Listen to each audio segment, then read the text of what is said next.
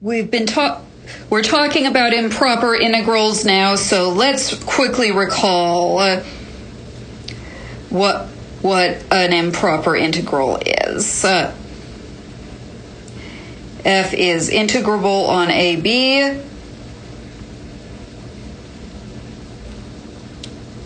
On the open interval from A to B, if F is Riemann integrable in the sense of section 3.1 for all closed bounded intervals contained in the open interval from A to B, and if the following limits exist, we recall that if one of them exists, then all of them exist, and they've all got to be equal.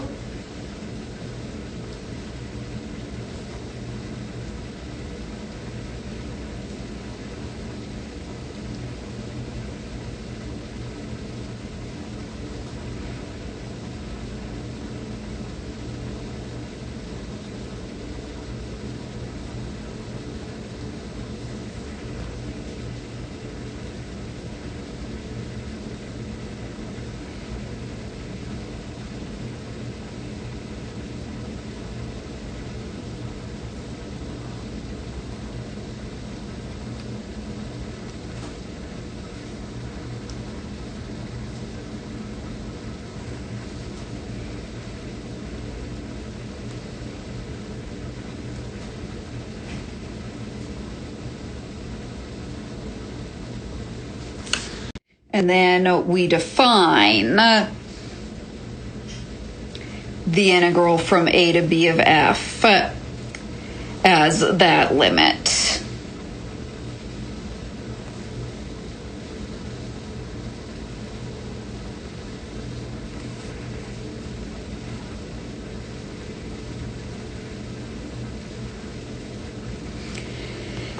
And so now, of course, we're using the exact same notation for Riemann integral, for an integral on the closed interval, and also integral over the open interval. So let's just double check that these exist. These agree with each other. So here is a proposition that I will have you prove for the homework or the final. If F is Riemann integrable on a closed bounded interval, then F is integrable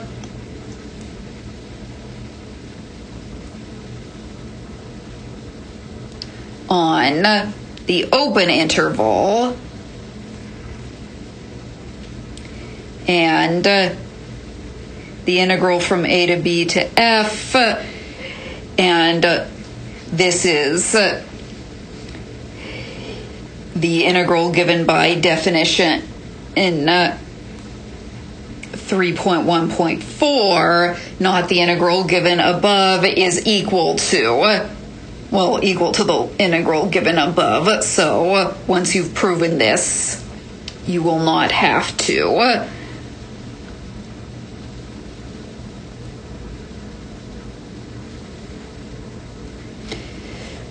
write out carefully, this is the integral in the sense of definition 3.4.1.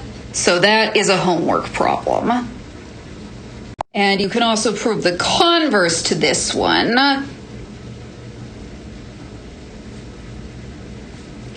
If F is integrable on AB,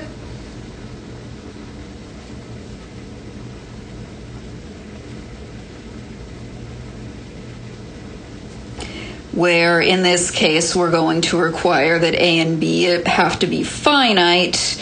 That's not given by the definition of integrable. And we also need F is bounded on AB.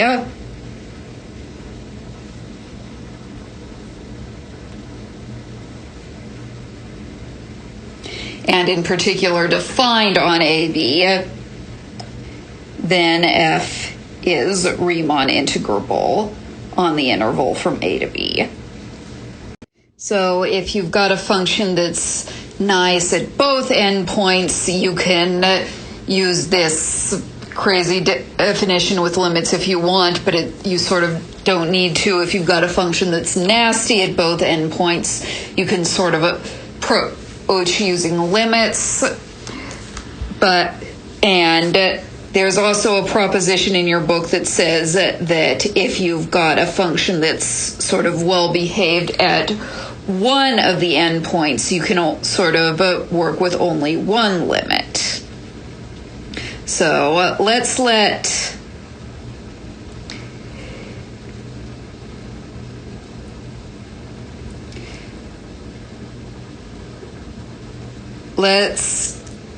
talk about a function that's defined that's well behaved at the left end point. Maybe it's badly behaved at the right end point, either because the right end point is in fact infinite, or because the function is infinite, or something equally nasty at the right end point. You've got a function defined on your interval, and now I don't want to say that f is bounded on the entire interval. Let's just say f is bounded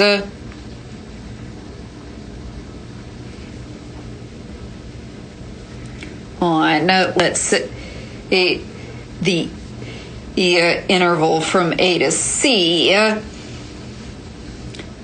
and f is integrable on the interval from a to, actually let's call it d instead of c, just out of tradition for all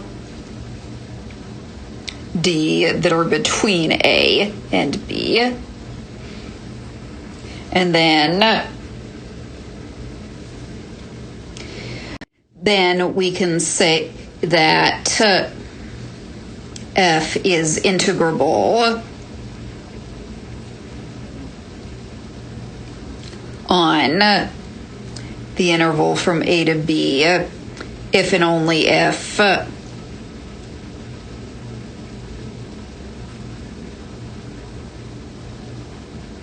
this limit, just one limit, exists,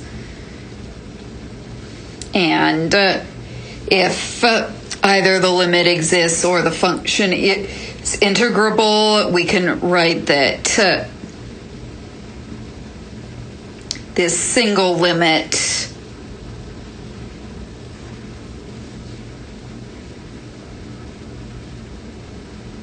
that's equal to the annoying double limit that we're used to.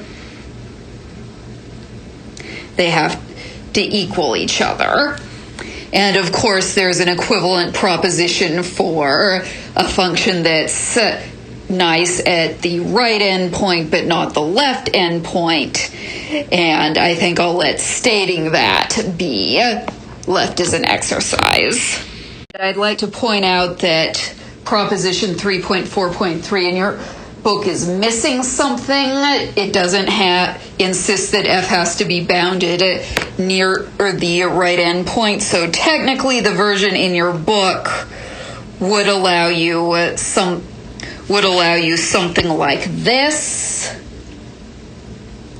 So a function that's defined at a and then suddenly is infinite after that, and that's no good. So this is why I have this boundedness condition that I'm insisting upon.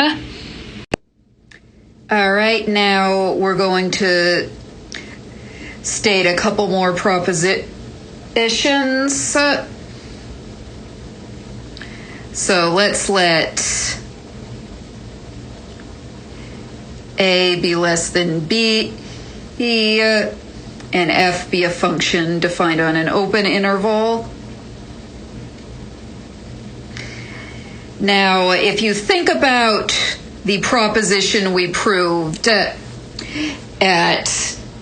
the end of the last video, we can rewrite this way.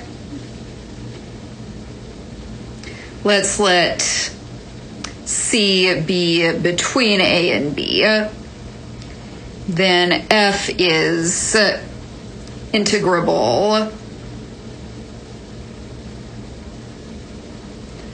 on the interval from A to B if and only if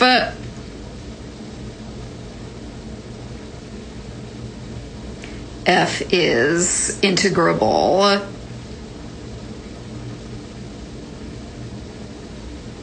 on these two one-sided limit in these two half-open intervals, and integrable on a half-open interval in the sense of proposition 3.4.3,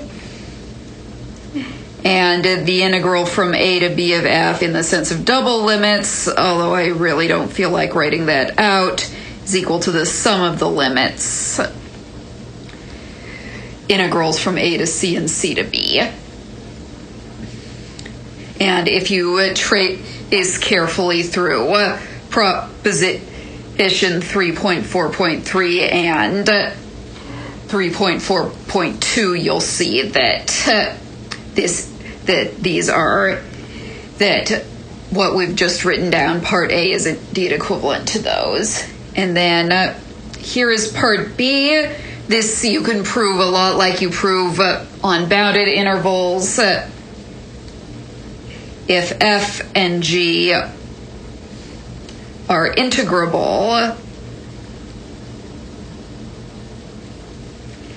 on the interval from A to B, and alpha, beta are real numbers, then alpha F plus beta G is also integrable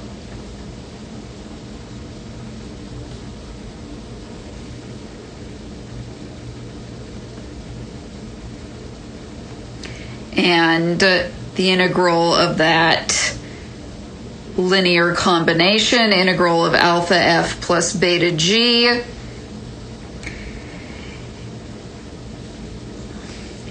is alpha times the integral of F plus beta times the integral of G. And that the proof of that is left as an exercise. And I would like to point out that we do in fact need F to be integrable on half-open intervals. You can't use two open intervals. You need two intervals whose union is the thing you're looking at. So let me give you an example of that. Let's let f of x be 1 over the cube root of x. So we then have something that looks like this. So we blow up, we have horizontal and vertical asymptotes. Then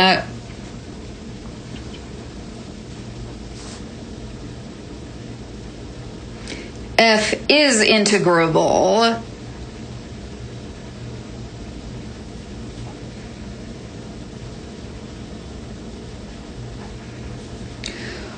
on both -1, 0 and 0, 1. You can take limits as you go to 0, but you have to use limits as you go to 0. But this is not integrable on the interval from -1 to 1. Because f is unbounded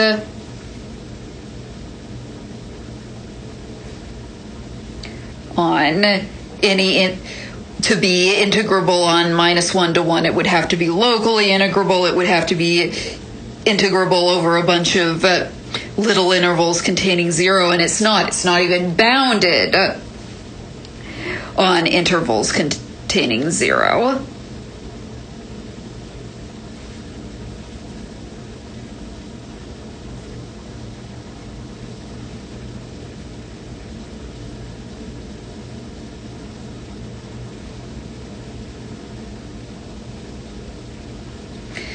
So you can grab lots of integrals. You can grab where f is unbounded, and therefore it's not locally integrable, so it's not integrable.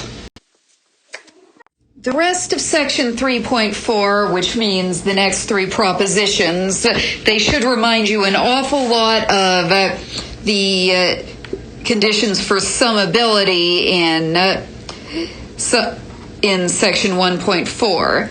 This is the bit where integrals are a lot like series, and we're going to see how this works. So we'll start with proposition 3.4.5.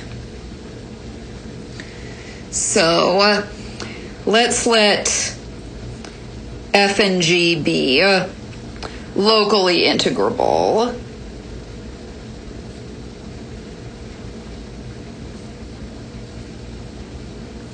On some open interval.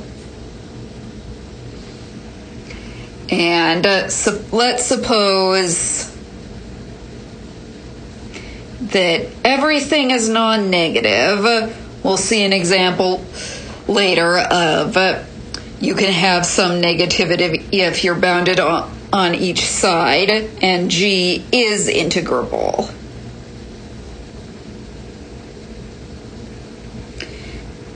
And the conclusion is that then f is also integrable.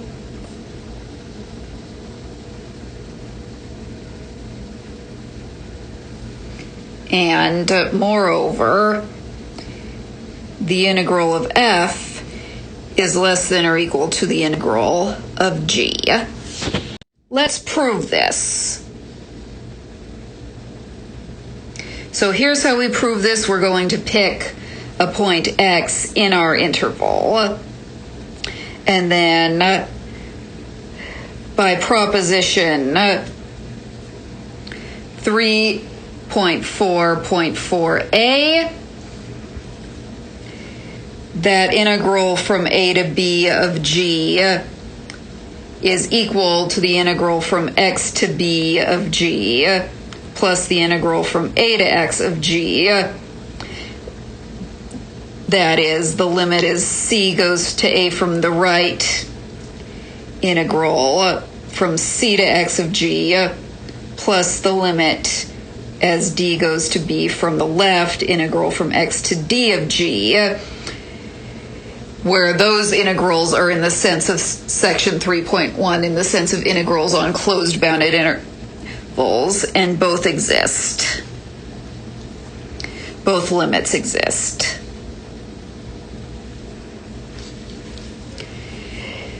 Okay, so that's what we know about OG. So again, by proposition 3.4.4a, it suffices to prove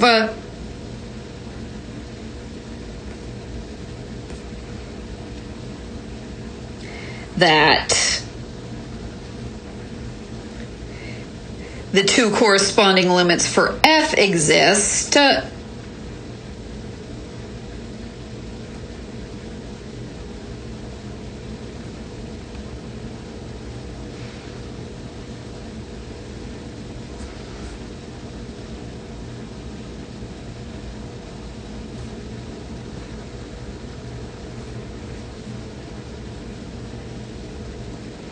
and if they both exist by the proposition f is integrable on the whole interval from a to b and is equal to the sum of the two limits,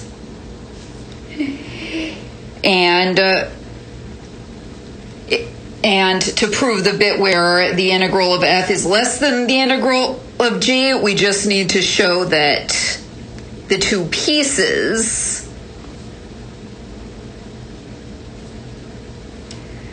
are less than the corresponding pieces for g.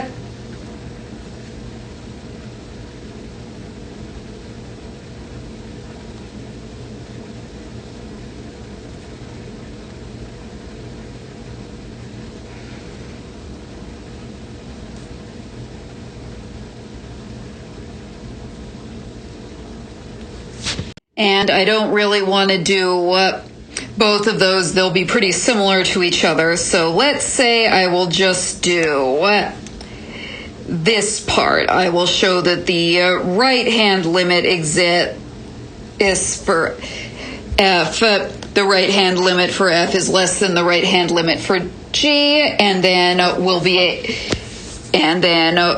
just say that the argument for the other side is similar. And here's how we do this. We're going to define a new function. We're going to name it big G of, let's call the input D. That's going to be the integral from x to d of g. Now that's a new function, and I claim g is increasing. G is a function defined from this open integral, this half open interval to the real numbers. And then if x is less than or equal to d1 is less than d2 is less than b, then g of d1, or let's say g of d2, that's g of d1 plus integral from d1 to d2 of little g, and that is by proposition 3.1.6.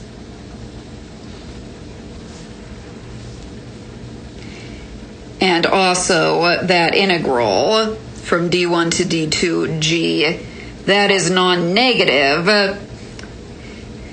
because the integrand is non-negative, little g, and then that is, and the integral of a non-negative function is non-negative, that is proposition 3.1.10. So big G is increasing.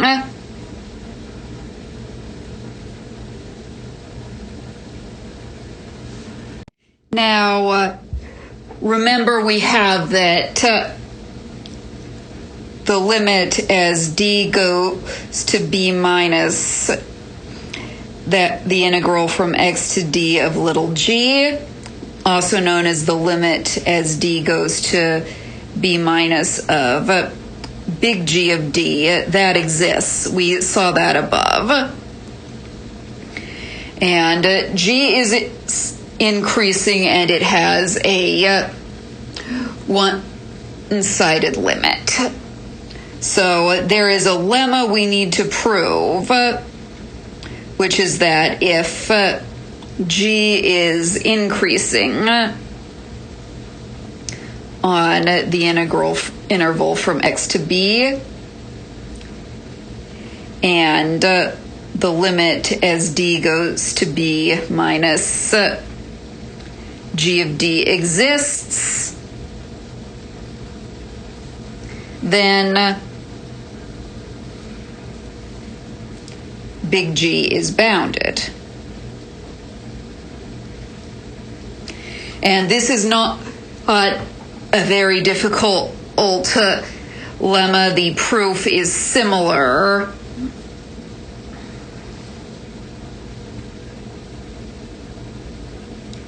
to exercise 1.3.10, homework problem back from the sequences chapter is basically the same thing, but not for increasing functions, increasing sequences instead. And what's more, I can tell you what the bound is. We can say that the supremum over d between x and b of g of d is that limit.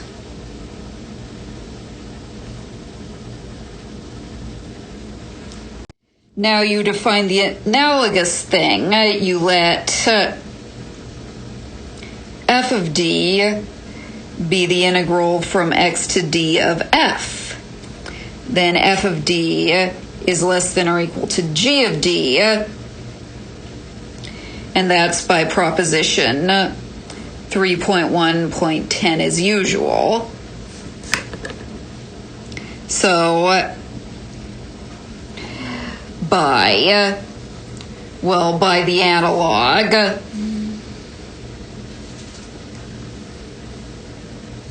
to proposition 1.3.7, we have that f is also increasing.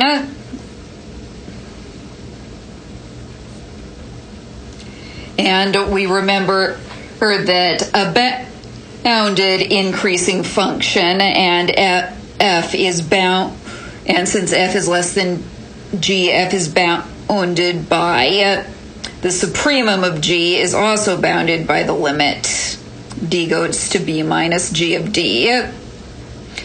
So by the analog to proposition 1.3.7, f is a bounded increasing function, so we've got that the limit as d goes to b minus f exists. And by problem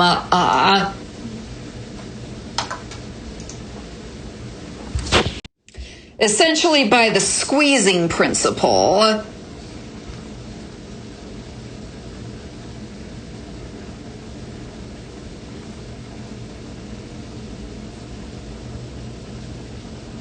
we have that integral from x to b little f, also known as the limit as d goes to b minus big F,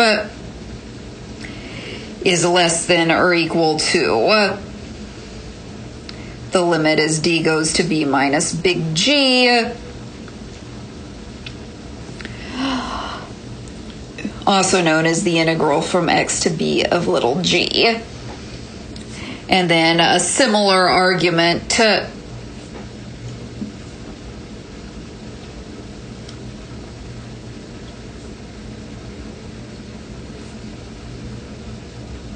shows that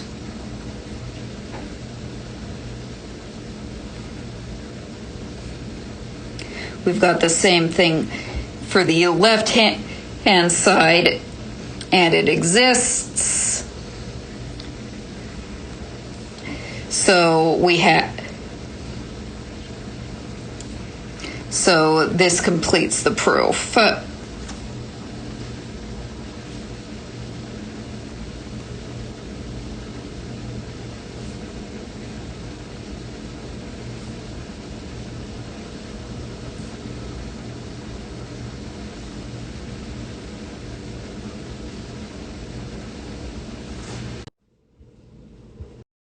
Next, we're going to talk about sort of an analog to absolute continuity, to a series being absolutely convergent. And before we do that, I want to say a little bit about functions and their absolute values. So let's let f be a function from, let's say, a closed bounded interval to the real numbers. And then we're going to define the following two piecewise functions. So f plus of x, that's f of x, as long as f of x is at least 0, and it's 0 if f of x is negative. And I can say less than or equal to 0, and then if f of x is and then if both of our two cases are true, then f of x is equal to 0, and we agree. And we're going to define f minus of x precisely analog. It's 0 if f of x is positive, and it's generally taken to be minus f of x if f of x is negative. So f of x is f plus minus f minus. So that's the setup. Then f is integrable, is Riemann integrable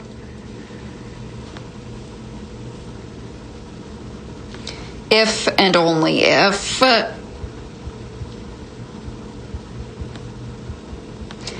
f plus is Riemann integrable and f minus is Riemann integrable on this interval. So that's the proposition we have to prove. So here is how we prove this. So first note that f is bounded if and only if f plus and f minus are both bounded. So this boundedness condition we need for Riemann integrability on a closed bounded interval, that's taken care of. If f plus and f minus are both Riemann integrable, then f, which is their difference, that is Riemann integrable because the space of Riemann integrable functions is a vector space. You can add integrable functions, you can multiply by integrable functions, and you get integrable functions. If you want to look this up, this is proposition 3.1.11. Going in the other direction,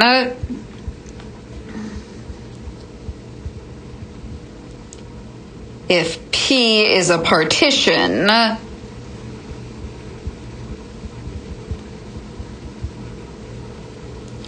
of this interval from A to B, then the upper sum of f plus P minus the lower sum of f plus P, that's the sum of xj minus xj minus 1, then supremum over our little interval,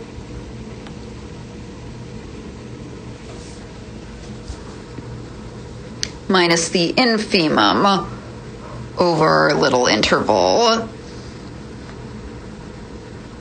of f plus. Now there are two cases. So if the infimum over, I don't feel like writing that interval out, so I'll just call it E of f. If the infimum is non-negative, then f is non-negative everywhere in E.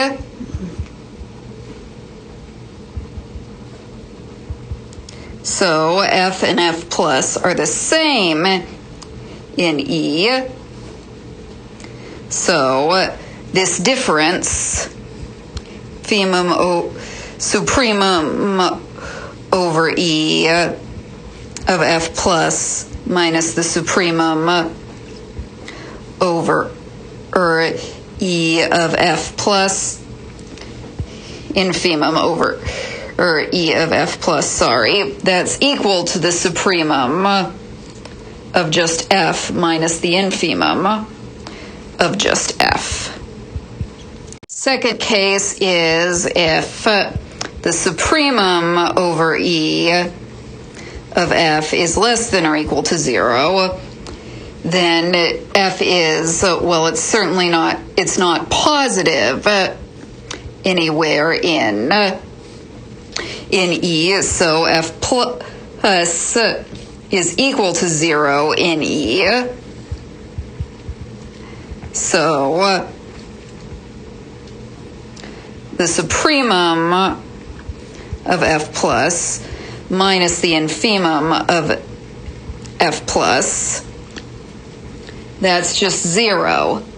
And that's not necessarily equal to the supremum of regular F minus the infimum of F, but it's less than or equal to the supremum. Supremum of anything is going to be at least as much as the infimum of anything except the empty set, and we're not dealing with the empty set. We're dealing with those closed bounded intervals, and those at least we can count on not to be empty. So we've got this inequality. Last possibility is that if the infimum of F is negative and the supremum of F is positive, then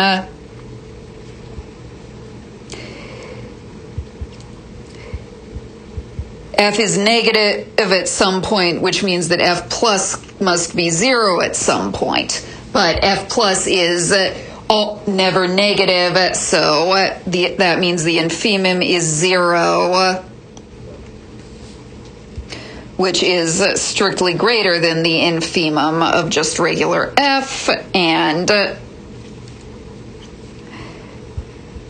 supremum of F must be the same as the supremum of F plus. You can think about that and convince yourself of that. So this difference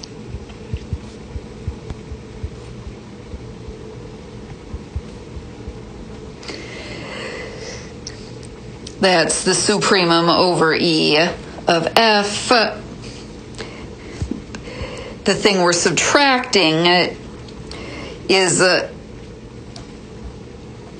bigger, so the whole thing is smaller than if we just had plain old F. So in any case,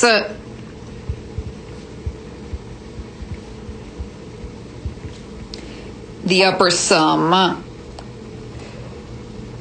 the difference for F plus is less than or equal to the difference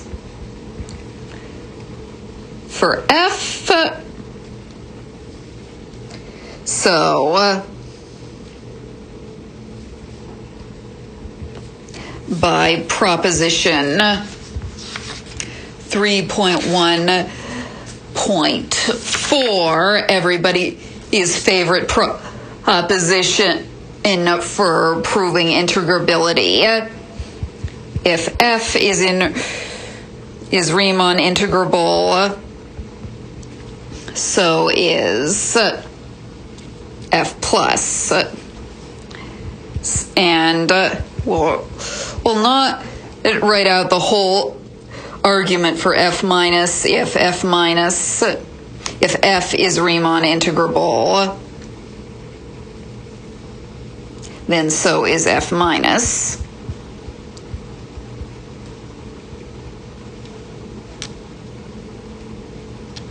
Then an immediate corollary is that if F is Riemann integrable, so is the absolute value of F. And the proof is just absolute value of f is f plus, now not minus, but plus f minus. And then we use our proposition 3.1.11 again. So you can have a function that's not Riemann integrable, but whose absolute value is on a closed bounded interval. But if you've got an open interval, and so you're taking improper integrals with limits, the situation sort of doesn't get any worse. If you're locally integrable and your absolute value is integrable, then you're integrable. So here is a proposition to this effect. Let's let f be a function from an open interval be locally integrable.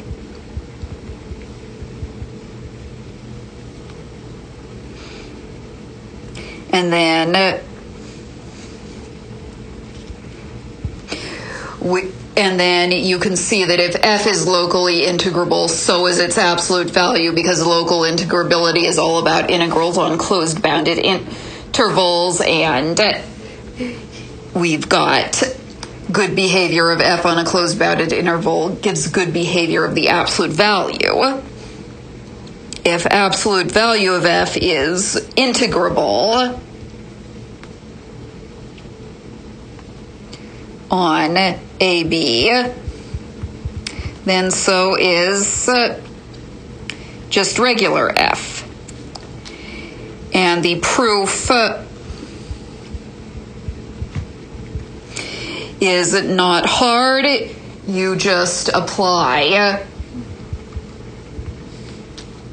Let's let G be 2 times the absolute value of f, H be f plus the absolute value of f, and then G, H are locally integrable.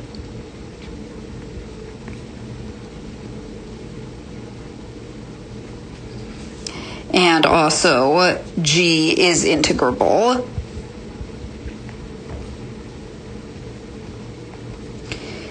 And then H is between 0 and G. You can check that a number plus its absolute value can't be negative. So by proposition 3.4.5, we have that H is integrable. And then, so f, also known as h minus the absolute value of f, is integrable. And that is by a proposition 3.4.4b. Sometimes we refer to a function like this, a function whose absolute value is integrable. We call that absolutely integrable. And this is sort of like being a series of numbers being absolutely convergent. And this is a very similar condition where if your absolute value is integrable, then all your limits have to converge. Everything has to work out. We do have this weird condition where you need to check local integrability. You don't really have an analog for that with series. Any series is locally summable because that's just summing finitely many of the terms. You can always do that.